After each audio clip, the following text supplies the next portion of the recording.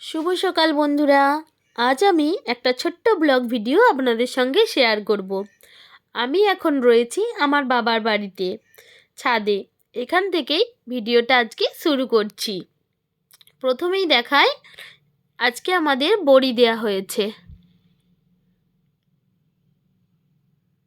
দেখুন, সব বড়িগুলো সব দেয়া হয়ে গেছে। কত সুন্দর লাগছে। এগুলো সব বিউলির ডালের বড়ি। প্রথমে 4-5 ঘন্টা ডালটাকে ভিজিয়ে রেখে তারপর মিক্সিতে বেটে এইভাবে ডেবে নিচ্ছে। তারপর বড়িগুলো সব দেয়া হবে। এইভাবে ডেবে নিলে বড়িটা অনেক হালকা হবে, খেতেও ভালো লাগবে। এবার চলুন, এবার বাড়ির চারপাশটা ঘুরে দেখাই। দেখুন, এটা একটা পুকুর। সব আমার বাবা, জেঠু সবাইদের এটা পুকুর। বাবার বাড়িটা রাস্তার একদম পাশেই। ওখানে সজনে গাছ রয়েছে, সজনে ফুল হয়েছে, কত সুন্দর। আবার দেখুন, এই চারিপাশটা ঘুরে দেখাই। বাড়িটা চারিদিক থেকে ঘিরে রয়েছে নারকেল গাছ। ওই দেখুন, ওখানে আমার মেয়ে দাঁড়িয়ে রয়েছে। ও আজ ভীষণ খুশি। রাস্তার ধারে বাড়ি হওয়ার জন্য ওকে বাইরে বেরোতে দেয়া হয় না। ও ছাদে এসেছে, আজ ও ভীষণ খুশি।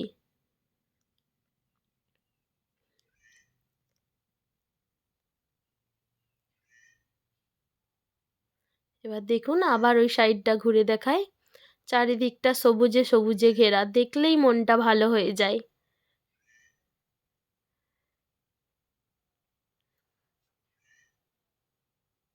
এটা পেয়ারা গাছ, এটা কাঁঠাল গাছ।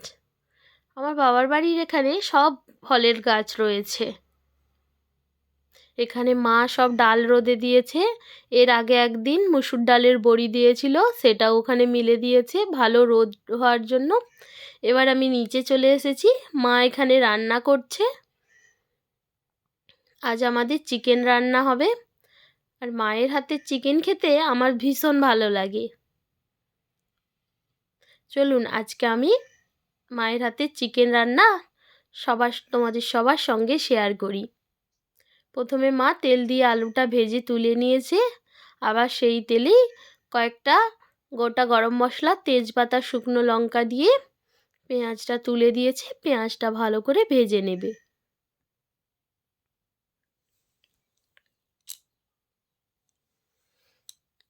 এইভাবে খুন্তি দিয়ে বারবার করে নাড়াচাড়া করে ভেজে নিচ্ছে।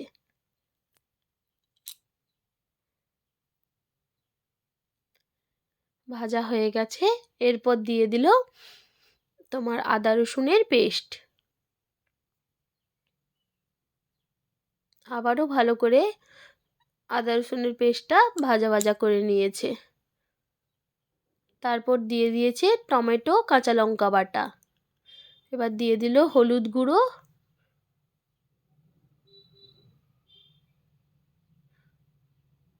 আমিও মাঝে মাঝে মায়ের একটু হেল্প করে দিচ্ছিলাম।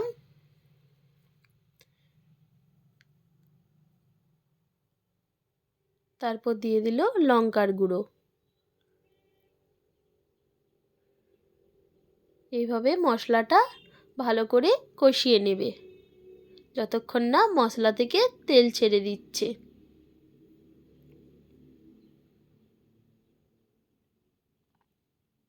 মশলাটা কষানো হয়ে গেছে, দেখুন সাইড থেকে তেল বেরিয়ে গেছে। এরপর মাংসটাও দিয়ে দেবে।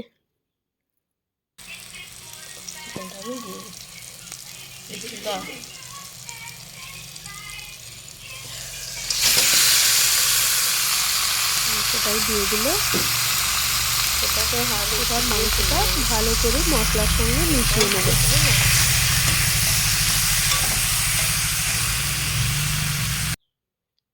এইভাবে ভালো করে মাংসটা কষাতে থাকবে।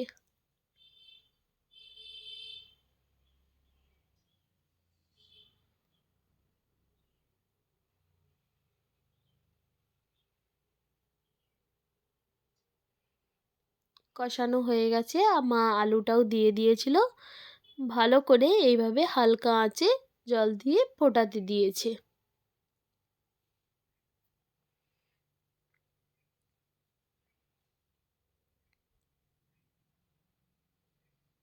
হয়ে গেছে, মাংসটা প্রায় রেডি। এবার ধনেপাতা উপর থেকে ছড়িয়ে দেবে।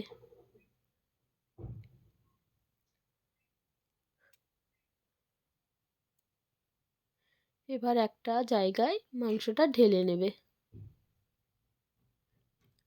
আজ আমাদের রান্না হয়েছিল আলু ভাজা আর মাংস।